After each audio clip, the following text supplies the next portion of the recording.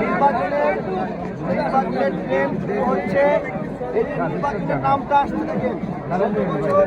গত বছর নির্বাচনের সম্ভাবনা ছিল না, এই লোক কম আসছে। যেই নির্বাচনের ঘোষণা দিচ্ছে আর সব মানে যারা সন্ত্রাসী উগ্র তারা নরম হয়ে আসছে, শক্ত শরীর আর নাই, সুর নরম করে ফেলছে। নির্বাচন দেশকে শান্ত করে, নির্বাচন যত বড় রাঘব বোয়াল হোক তাকে নমনীয় করে, জনগণের কাছে মাথা নিচু করে নির্বাচন। ঠিক আছে, এটাই একটা বিষয় যে এই স্মৃতিসৌধে আজকে সবাই স্বাধীনভাবে আসতে পারছে। কিন্তু আরও দরকার, মুক্তিযুদ্ধের পক্ষে যারা, স্বাধীনতার পক্ষে যারা, সেই সকল নাগরিকের মনে এখনো ভয় কাটেনি, একটা আতঙ্ক ডেভেলপ হচ্ছে। ঠিক আছে, তো এই আতঙ্কের পরিবেশ সব সময় থাকবে না ইনশাআল্লাহ।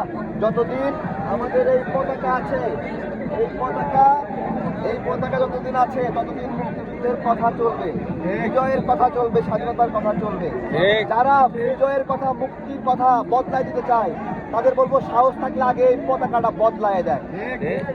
সাহস থাকলে মানচিত্র বদলাও, বদলাতে হবে না। তাহলে নতুন যদি বলে তবে বাংলাদেশ নতুন হইলে পতাকা নতুন একটা নিয়ে আসো, মানচিত্র বাংলাদেশ যা তাই আছে।